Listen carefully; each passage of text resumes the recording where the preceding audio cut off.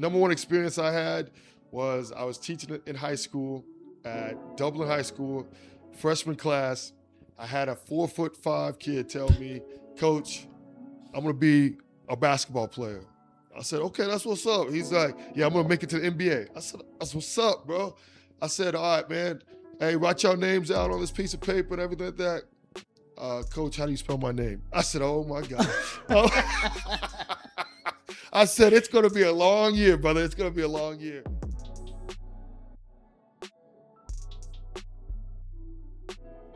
What's up, everybody? It's your host with the most, ready to vlog and post, Mr. I Am Cash, coming to you with another episode of Executive Ambitions. Like I always, got great people, but before we go any further, make sure you like, share, subscribe, and comment to the page, man, because, hey, we love hearing from you guys, all right? Now, with that said, got another great guest. I always have people introduce themselves because nobody can introduce you the way you can, and this is a good friend of mine, so I already know he's going to introduce it the way he needs to. Go ahead, man. First off, I want to say that's terrible, bro. Next time you introduce me, bro. I forgot to smoke. You introduced me, okay? We did a whole show together, everything. But it's okay. I'm gonna let you slide. Hey everybody, welcome. My name is Christopher Zellner. I coach at Brookwood High School. What can I say, man? I love what I do. I teach and coach. I've been doing it now for 16 years. It's just something that's in my blood. I went to the University of Miami. Shout out to the U. All right, y'all gonna go win it all this year. We got close last year, but we did beat Ole Miss. Shout out to Jason Jones. But I just want to go ahead and say, man, it's Cash, thank you for having me, and it's a pleasure to be here. Always, man. I always have a great time with you. Of course, I hope we're gonna be doing some tailgating this year like we did last year. Always great fish, chicken. Good stuff. You already know. As long as you cooking, I'm there. As long as you cooking, I'm there. Yeah, he showed up at the last party because he found out I was cooking. All right, so how did you get into the football game? Let's start from there. You know you went to the University of Miami. How did you end up at the University of Miami? I ended up from high school, man. My coaches in high school, Coach Sherm, Coach Fred, Coach Riles. I was in Sarasota Booker, a small little place, a retirement place in Florida, and I just fell in love with the game. They were great coaches to me, taught me so much about the game, and I just knew going out of high school, like, I wanted to be a coach. So I went to University of Miami. I loved it there. Shout out to Coach Cristobal, Coach Coker, Coach Shannon. And then, you know, from there, I had my little shot at the league with the Tampa Bay Bucks, got cut, but I knew I was good. I wanted to go right into teaching and coaching. I wanted to make an impact like the coaches have made an impact in my life. Yes, I will say you have. And doing that, what was your first test to the education field? Oh, and I'm sure we have quite a few. We have quite a few. We have quite a few, man. I'm gonna say, man, I think my first year starting off as a teacher in elementary school, I was a sub and all that stuff in high school. My first official job was an middle school teacher. Sorry, not elementary. Middle school teacher in Jones County. Teaching out there was an experience. I tell you, teaching middle school kids was experience. You yell at them, they start crying, and it's like, well, you're not even trying to yell. I was just trying to help you solve a problem. And then I was at Dublin High School, and just going from smaller schools to like bigger schools, and you see the money difference and everything like that. But the number one experience I had was I was teaching in high school at Dublin High School, freshman class. I had a 4'5" kid tell me, "Coach, I'm gonna be a basketball player." I said, "Okay, that's what's up." He's like, "Yeah, I'm gonna make it to the NBA." I said, "That's what's up, bro." I said, "All right, man. Hey, write your names out on this piece of paper and everything like that." "Coach, how do you spell my name?" I said, "Oh my God."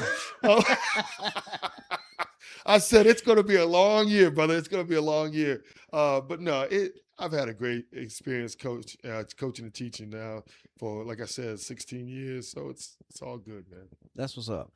What sacrifices have you made, and what's been the biggest thing to keep you going in this field? Because it gets tiresome. It is get tiresome. The sacrifice I made is, obviously the money, right? You can go get a corporate job. You can go find other jobs that pay you more money, and work and all that stuff. But it's it's about the kids at the end of the day.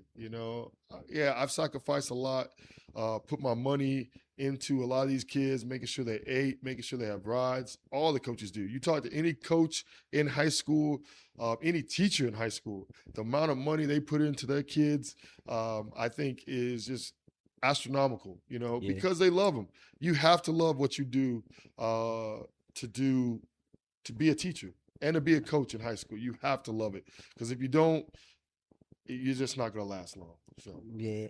Now we'll ask you how you balance in life, but you single, so you can do that. You yeah, know what I'm saying? So, what's been the biggest challenge, just in general? time.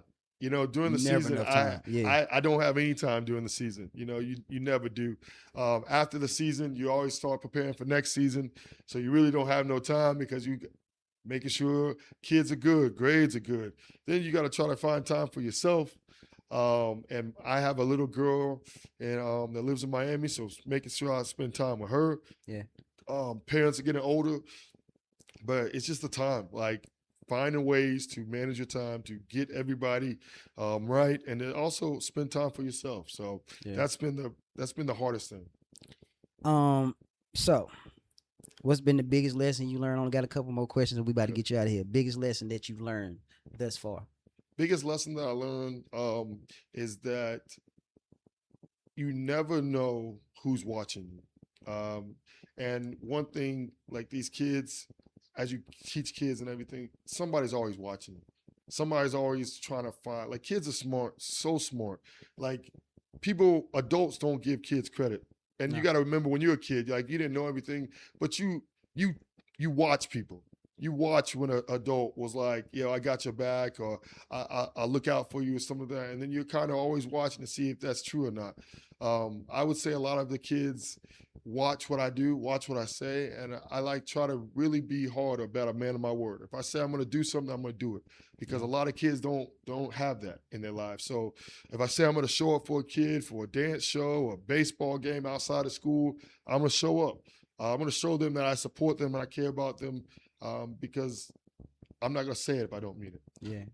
And our kids need structure, and believe it or not, a lot of times in the education field, once they get that structure, you'll see the behavior and those type of things change. But a lot of times, that's been the biggest thing that I've noticed. A lot of the times, they don't have structure. They don't know what structure looks like. And then when you give it to them, they're rebellious about it. But once they figure out it helps life move a whole lot smoother, things change. Amen to that, brother. Last two. How can we support you? Because I want to make sure everybody support my friend here. He is great football coach. Used to be a great podcaster, because he used to do It's Just Damn Sports on the show that I was Hip doing. Entertainment, man. I don't know what happened to him, dog. Yeah, kind of fell off. It is what it is. Who cares? How we support you? We need to make sure we support you. Just support Brookwood High School, Brookwood Football Touchdown Club. Hey, any type of donations will help. Any type of stuff you can do, give back to the kids, man. So brookwoodfootball.com. Go ahead, support some donations there, guys. It's for the kids. So hey, I'll take $1 from you. Anything to do to help the kids. Every little bit helps. Every little bit helps. We all need it. Last question. I'm gonna get you out of here. Somebody you can think of that we need to bring on Executive Ambitions. Oh man, Coach, just one. Coach, I got a lot, man. Give me 2 or 3. I'll take it. Hey, listen, I don't know if you guys are doing virtual meetings yet, but when y'all do, I got a couple guys that I can definitely hook y'all up with that can do virtual meetings. I have a boy in Washington, D.C. named Mike Perkins. He would come on here, talk to you guys about politics and everything like that. I have another guy I love, David Goldman. He's on IG, Coach G. He does girls basketball, which is a growing sport. And Yes. I'm talking about, you talk about a guy, a coach that is loving the game, loving recruiting. This man works timeless hours with all types of ages and trying to get his girls to the next level and get parents hipped on the game with AAU basketball, with how to train your kids and stuff like that. That's another great. And then I can tell you, any coach I work with now at Brookwood High School, man, like they're amazing. anyone, man. Yeah. If you can get them on here, Great staff. bring them on here. Great staff. I will say that, y'all. And then you've made a great transition over the last 2 or 3 years, and I'm anxious to see how things going to be this year. Right. Heard a lot of great things about the quarterback that you guys got coming Yes. out, so I'm looking to see how that is. I seen that he's been picked up by a whole lot of schools out in the ACC. Hey, we love you out there in the ACC. Listen, You know, I'm a Duke fan. He just picked up, and he signed with Auburn. Auburn, so okay. I gotta SEC looking for you now. The SEC just took him from Wake Forest, and then our running back just went to South Carolina. So we're SEC, but I'm hoping that some ACCs are going to come around this fall. So. Oh yeah, man. Man, amazing job. I say this before you go, like always, man. It's always a pleasure and an honor to be around you. I've learned a lot from you, grown with you. Over these last few years, we got to work together, just hang out together, and just, great camaraderie. So, man, I just want to tell you, I'm very proud of you. You are everything that you say you are. You are the genuine article, and that's why I always reach out to you when I need something, or if you ever need me, I always come running, because you're always that same charismatic person, and I love that, because everybody's not the same. I appreciate that. And I just want to throw out some flowers real quick, guys, because he invited me on his new show, Cash, man. Hey, this guy is a hustler, a hard worker, a great family man, can cook up a good fish fry. All right, so if you need a fish fry, all right, listen, I don't know what else he can cook, but I know he can cook some dang fish. So if you need a fish fry, but no, man, Cash, the couple years I've known you, the hustle that you do between family and this, you talk about time and things that you sacrifice, brother, and you still always there for your family. So, man, Cash, I wish you nothing but the best with this, and hey, anything I can do to help, and anytime, man, y'all please like, support, subscribe, man, comment, anything you can do to get better. This man is a hard worker and wants nothing but the best quality to give you guys and for himself. So, Cash, man, awesome, man. Executive ambitions, ladies and gentlemen. I appreciate that. It's always great to have good friends, and that's what you are, man. I just want to make sure you know that. Hey, man, make sure you like, share, subscribe to the page. Make sure you support Coach Zellner and the Brookwood Broncos over here in Snellville High School. Snellville, Georgia. The city of Snellville. Yeah. I can't talk. But anyway, we just want to tell you thank you. Make sure you support QB Films. Make sure you support Media is Real, which is powered by Hemp Entertainment. And we'll see you on the next go-round. Appreciate y'all. Y'all have a good one. Appreciate you guys. Thank y'all.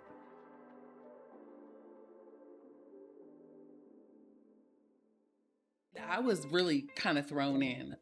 Like the firm that hired me, it was a very small firm, and they had been going through a lot of changes. And so I hit the ground running. I thought I was going to be shadowing the partner attorney, and they threw me in. And at first I was like, oh, this is a lot. But I grew to love it, and just had to do a lot of studying of the law.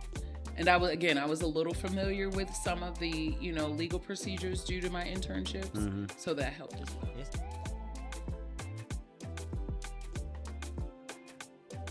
To all my business owners, entrepreneurs, and business leaders, this message is for you.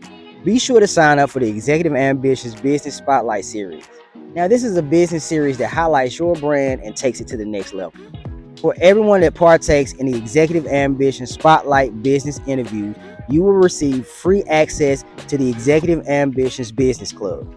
This is a club that meets once a month that gives you an opportunity for first come, first served sign up for panel speaking opportunities, business networking, and discounted media for your brand. Not only that, you will be added to our business and community directory. This gives you access to our upcoming events, sponsorship, and vendor opportunities. But most importantly, the person with the most views will be asked to attend our 2027 Mecca Conference. This conference is all about finances, marketing, and how we really do business. But most importantly, it gives you center stage to represent your brand. Do you have what it takes to have executive ambitions? Be sure to sign up today.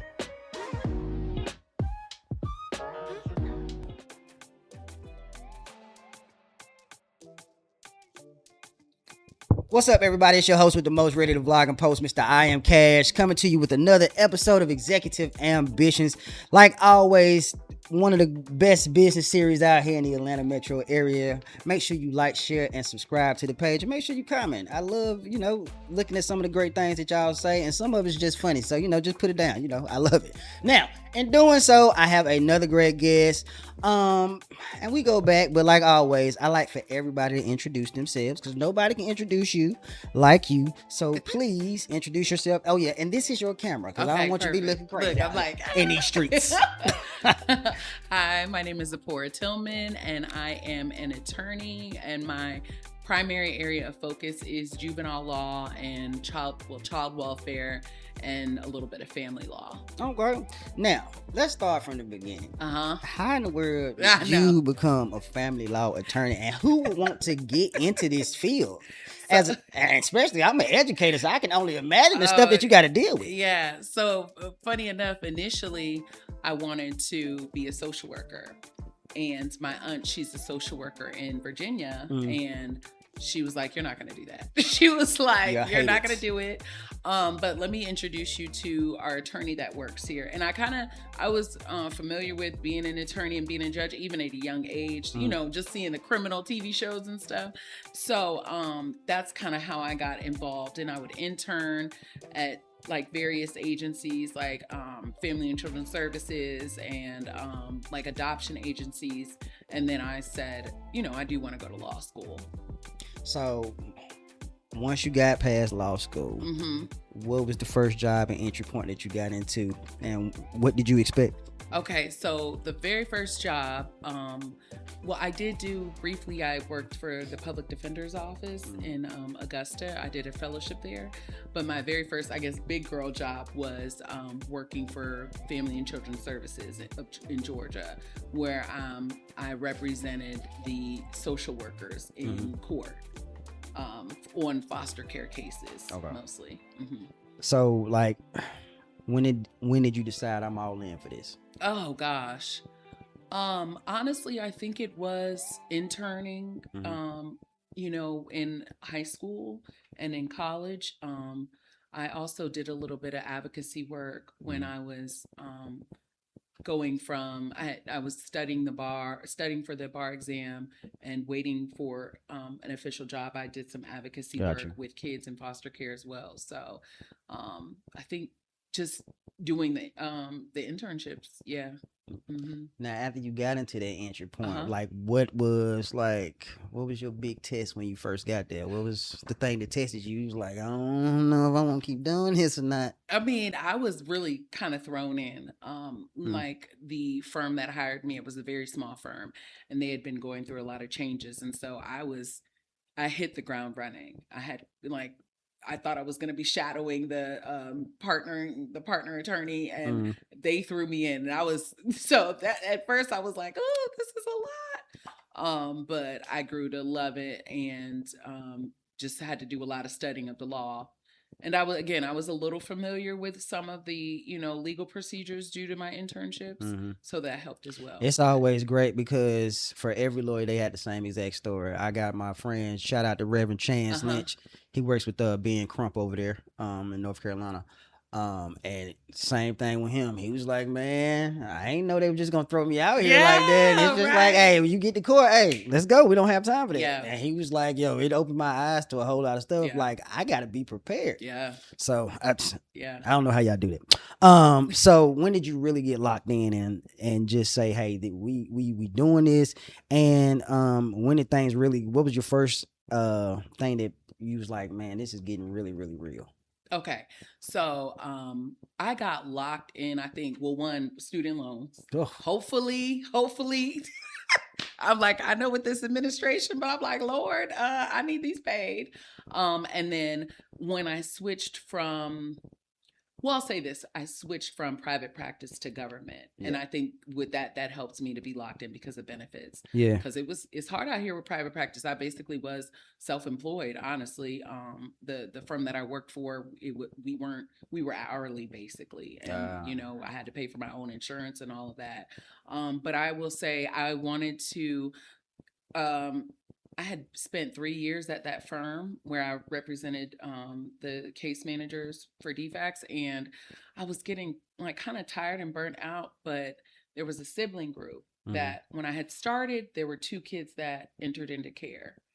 And I had said to myself, okay, when these kids, because they basically were abandoned, when they get adopted, I can leave. Well, then they had the mother had a daughter during that time. And I said, okay, when she gets adopted, I'm leaving. Then mom had another kid. I said, okay, I'm done. But so it was amazing.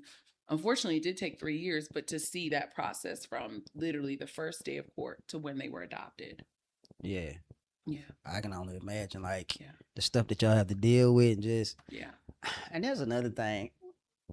Like, do the courts ever say something about that if a parent keeps having those kids over and over again? Or it's like, I know it's a slippery slope, and I don't want to. No. We were just talking about that. It's funny because there was a mom, and I'll never forget her, but she had about 10 kids.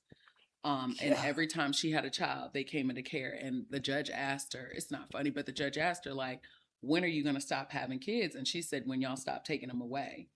She had a lot of substance abuse issues, mental health issues. So, but I had some interactions with her. So she was interesting, but yeah. Oh, she must have taught you well from what I hear. At least 10 times. She honestly, she should know more than anybody. You know what's crazy? The majority of them do. Yeah, they know. Yeah. Now, if they had acted, that's another thing. Mm-hmm. So how did you build momentum, and what things did you have to sacrifice to, really keep things moving? Yeah. I think realizing that I felt like this was my calling from a very young age. That kind of kept me going, realizing that I, no matter how you look at it, I'm playing a part in helping families. Yeah. So, because even after I did that for a little bit, I did that for 3 years. Then I went to become a staff attorney where I did research and writing for the judges, but still in juvenile court. So yeah, that's kind of, yeah. Well, I mean, one, I had to mentally compartmentalize because, with a lot of other attorneys, you're dealing with money, corporations, you might be dealing with contracts, but this is people's lives. Yeah. And I took that very seriously. I tell everybody, because, people always make jokes like, oh, y'all snatching kids. And I said all the time, listen, if I could, any child that could go home, I would send them home. I mean, even when I worked with DFACS, I would talk to the case managers. Okay, well, why can't this kid go home to mom today?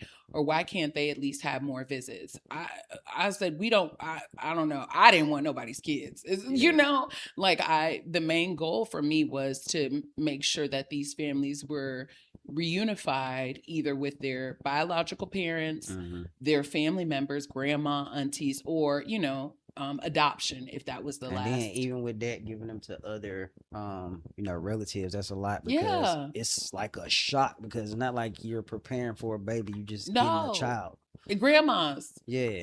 But the grandmas they're getting younger and younger. So you got grandmas that, I don't know if that's a good thing. Right. You got great grandmas that are in court and they look like somebody's mom. Shoot. Yeah. Yeah. Because I'm me and Crystal got grandkids now. Yeah. So, yeah. And I'm and I'm a sexy granddaddy. Anyway. Something that goes unseen that people don't know about in your field. I think I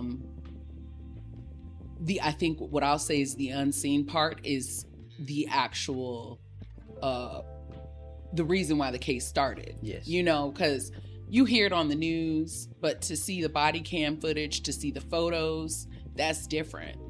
And you have a lot of people who are, even the attorneys where I've had cases where attorneys are like, these kids need to go home to their mom today. And I'm like, did you look at the photos? Did you look at the body cam? Yes. I mean, the stories are sad, a lot of them are very sad, and it's just unfortunate. And let me go ahead and say this too, because we always look at it as, women being abused. We have a lot of men, especially in the state of Georgia, that go through a lot of abuse. And as an educator, I get to deal with a lot of those things. It happens more so than you think it does. On both sides, from parents to relatives. Right. man, woman, boy, girl, just Right. so I can only imagine.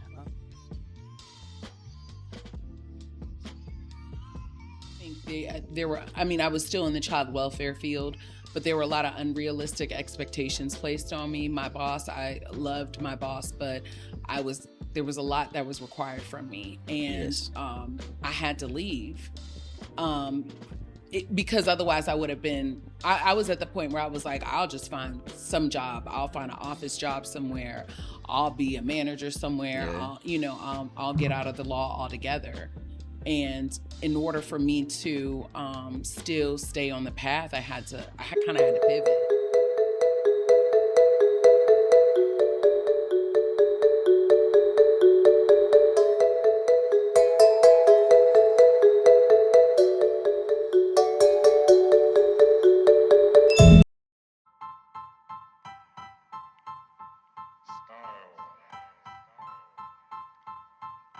Style is the answer to everything.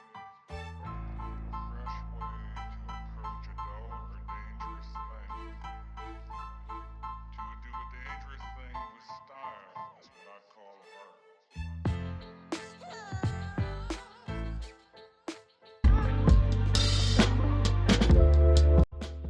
How do you stay focused and how do you maintain this? And just being around this all the time, because I mean that could drag a lot out of you.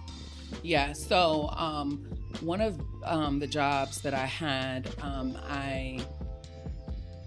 it was a little toxic. I think there were, I mean, I was still in the child welfare field, but there were a lot of unrealistic expectations placed on me. My boss, I loved my boss, but there was a lot that was required from me, and Yes. I had to leave. Because otherwise I would have been, I was at the point where I was like, I'll just find some job. I'll find an office job somewhere. I'll be a manager somewhere. Yeah. I'll get out of the law altogether. And in order for me to still stay on the path, I kind of had to pivot. And what did that change look like? Finding a job where so right now I'm not in the courtroom per se. Like I don't represent people on cases, but I'm doing the research and writing for the judges. I think I would prefer that. I mean, it's so funny. I feel like I still do a lot of work. I still am able to talk to the families. It's so funny because I've had it where some of the attorneys are like, hey, can you talk to this mom? Can you talk to these kids? And I'm like, this is your client. Like, but I do the work. I really, honestly, there's not a week that goes by where I'm like, where's Ayanla? Yeah. Where's Ayanla? Y'all got this judge sitting up on the bench making these decisions. We just need a family session, because literally it's a lot of times it is families arguing and fighting.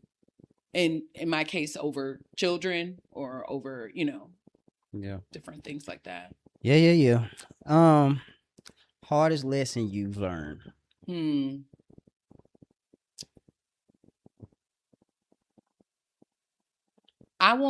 I maybe not hardest, but I think this is like most important for sure. Love to hear it. Is that you have to meet people where they are. Yes, you do. And your version of which I have to tell people all the time, your version of what a family should look like is not what a family it really is, or maybe even should look like. I mean, especially being a Black woman, Yeah. there's a lot of people in my family that when I'm coming to work, I said, well, y'all would have took away my cousin. Y'all would have, you know what I'm saying? It's like, and you have to look to see, what does family look like? If a child is living with a grandmother and they're being fed and clothed, we know the reason why DFACS is involved and why the courts is involved, to get families help and assistance.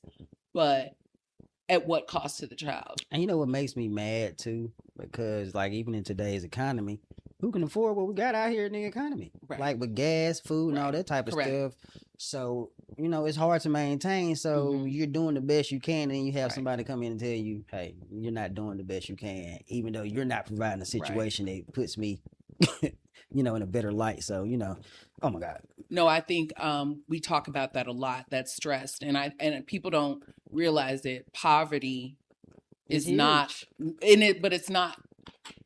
you don't get your kids taken away for being poor. Yeah. You know, or not for not having resources. It's, are they being properly fed, properly clothed? Now, again, there's a thin line, but that's the other thing. Like, we will send children back with their families if they're living in an extended stay, if that's, you know what I mean? Or we've sent children back with their parents who live in a shelter.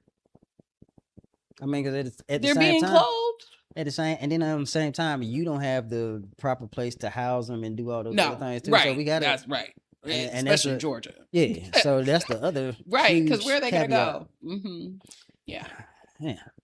Yeah. This has been great. Okay. I got more, but we got to get out of here because I don't know QB gonna be. I ain't even gonna look over there. He gonna be saying, right. Time.